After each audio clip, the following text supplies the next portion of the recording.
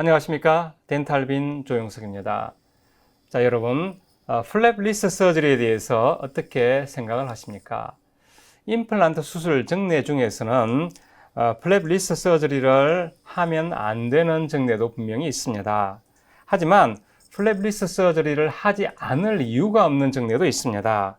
이 플랩 리스 서저리는 양면성에 있어서 적절하게 사용하면은 임상에 도움을 주는 아주 훌륭한 도구가 되지만은 너무 잘못 사용하거나 오용하게 되면은 임상을 망치는 흉기가 될 수도 있습니다.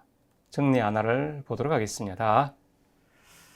자, 이 정례는 비교적 인터덴탈 스페이스가 좁은 환자이고 플랩 리스로 15번과 35번을 식립했던 정례가 되겠습니다. 66세 여자 환자가 되겠습니다. 오래전에 결손된 15번, 35번 임플란트를 하기 위해서 내원을 했습니다. 조금 좁아져 있죠. 그리고 골폭도 조금 좁아져 있습니다. 상악 같으면은 그렇게 좁아 보이지 않습니다. 인터덴탈 스페이스가 좁지만은 골폭 자체는 좁지 않고 하악은 골폭도 조금 좁아진 그런 상태가 되겠습니다. 자, 일단 공간을 조금 만들기로 했습니다. 한번 간단한 에나멜로 플라스트를 통해서 공간을 만들고 간단하게 임플란트를 식립하기로 계획을 세웠습니다. 약간의 공간을 현재 에나멜로 플라스티로 만들어준 상황이 되겠습니다. 그리고 지금 보이는 그런 임상 사진과 마찬가지로 플랩을 열지 않고 수술을 했습니다. 15번 보면은 언더 프랩을 했습니다. 골질이 약했기 때문에 3.5 테이프 드릴을 마지막으로 사용하고 4.0의 10mm 임플란트를 식립을 했고요. 고정력이 15N의 8080으로 잘 나왔습니다. 하악 35번을 심었는데 골질은 나쁘지 않아서 정상적인 드릴링을 했고요. 임플란트 식립을 했습니다. 4.0의 10mm 임플란트를 심었고 40N의 8584까지 고정력이 나온 것을 볼 수가 있습니다. 자, 플랩 리스로 했죠. 아주 간단합니다. 시간도 오래 걸리지 않습니다. 비디오로 한번 보도록 하죠.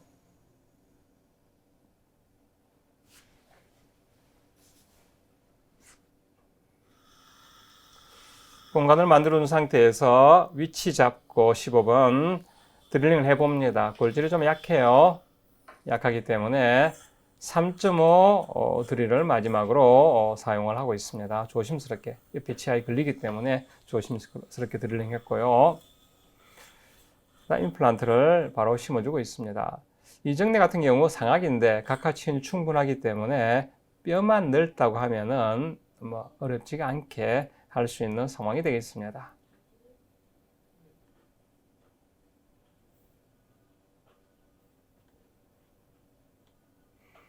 이제 남은 거는 깊이를 조절해야 되는데 깊이는 연조직을 기준으로 해서 한 4, 5mm 되게 그렇게 넣을 거예요.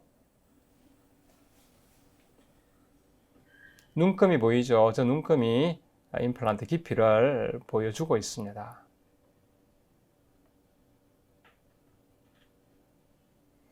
지금 3mm 들어갔고 4mm 거의 5mm 가까이 들어갔습니다.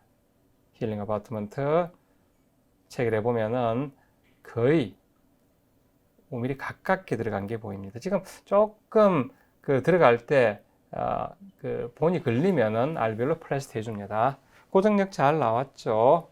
힐링 체결하고 수술이 끝났습니다. 순식간에 끝나게 되죠. 하악입니다. 하악 위치 잡고 조금 좁아 보이지만은 좀 좁아 보이긴 하지만은 그렇게 4.0을 심는데 큰 어려움이 없을 것 같아서 드릴링을 하고 각하치원도 지금은 그렇게 부족해 보이진 않습니다. 위치를 잡고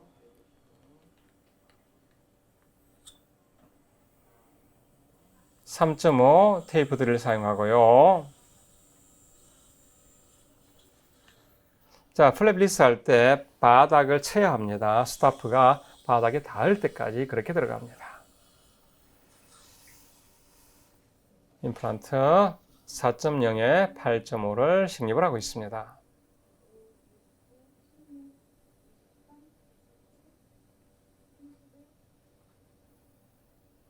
깊이 다시 조절합니다. 이번 경우에도 눈금을 보면서 한 4mm는 넘게 들어갑니다.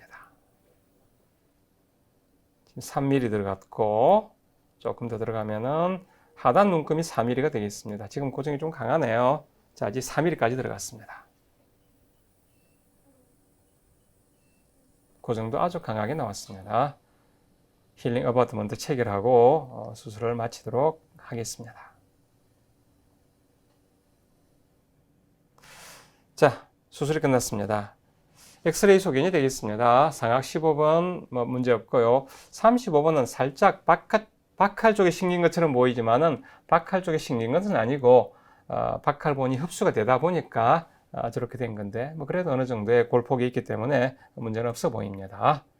한 달 2주 후에 소견이 되겠는데 양호한 힐링을 보이고 있고 인상 체득을 했습니다. 인상 체득을 하고 최종 보철물이 장착된 모습이 되겠습니다. 무난하게 이렇게 간단하게 끝난 것을 볼 수가 있습니다.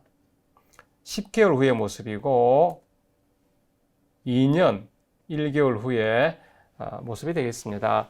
플랩 리스로 했는데 뭐 특별한 문제 없죠. 상악 같은 경우는 골폭도 원래 좀 괜찮았기 때문에 양호하고 하악은 골폭이 조금 줄은 그대로 두었기 때문에 저 정도이지만은 임상적으로는 큰 문제가 없습니다.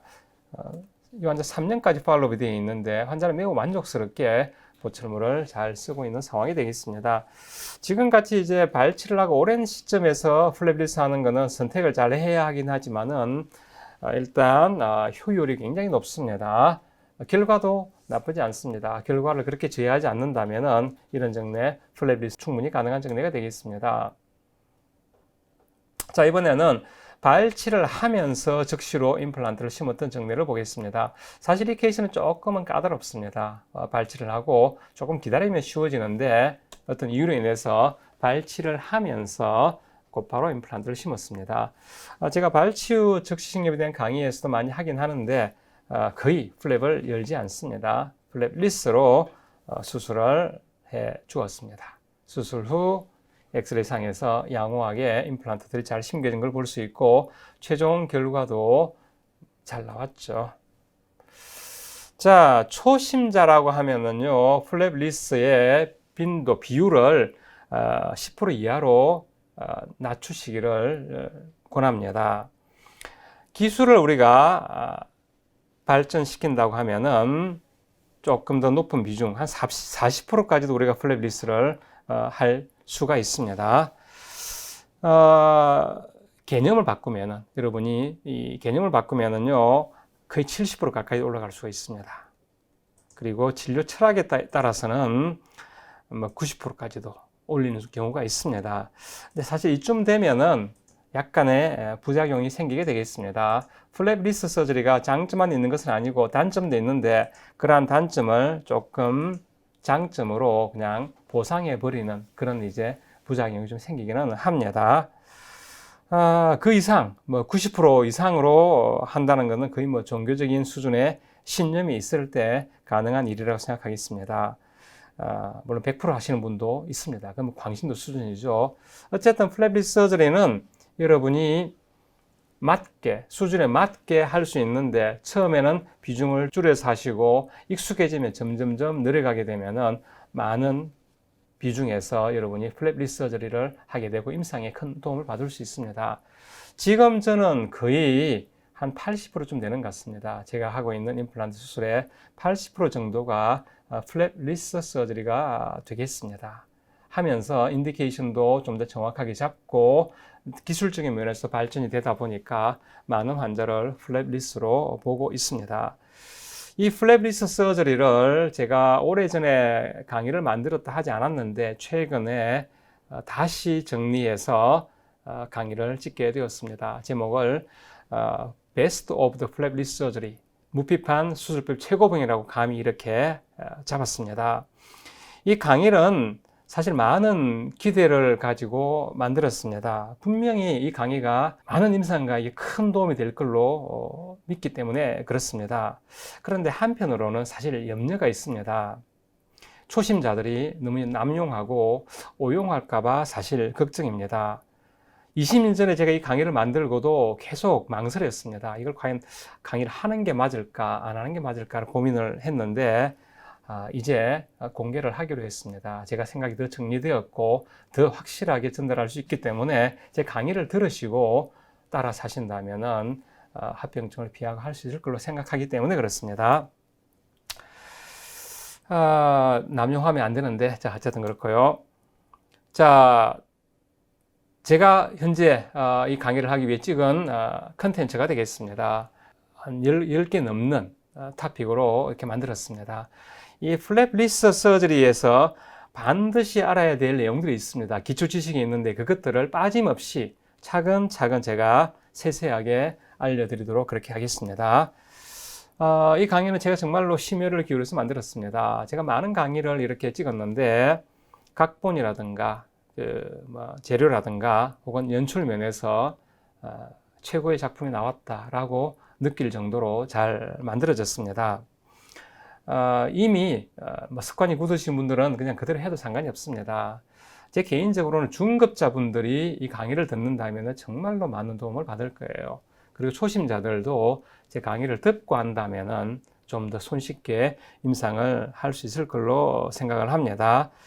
이 내용이 플랩 리스 서저리지만은 단순히 그 플랩 리스 서저리가 아니고 우리가 이를 뽑고 난 다음에 언제 어떻게 하는지에 대한, 어떻게 하는 게 좋은지에 대한 개념들을 잘 정리해서 전달해 드리도록 하겠습니다. 좋은 칼은 정말 좋은 도구입니다. 하지만은 이 도구를 잘못 사용하면은 아주 흉기가 될 수도 있죠. 그러면 어떻게 해야 되나요? 칼을 만드는 사람 입장에서는 그러면 안 만들어야 되나요? 그건 아닙니다. 특히 칼을 만드는 장인은 좋은 칼을 만들기 위해서 최선을 다해야 합니다. 그리고 그 칼이 올바른 용도로 쓰여지기를 바라야 되죠. 제가 이 플랩 리스 서저리 강의를 찍고 그런 마음입니다. 정말로 좋은 칼을 만들었다고 생각을 합니다. 그리고 이 강의를 들으신 분들이 그것을 용도에 맞게 잘 쓰신다면 매우 훌륭한 도구가 되리라 생각을 합니다. 자, 이 플랩 리스 서저리 렉처가 여러분이 최고수가 되게 할 수 있는, 될 수 있게 해주는 핫토리 한조의 명금이 되기를 바라고 그렇게 되리라고 확신을 합니다. 많은 시청 바랍니다. 감사합니다.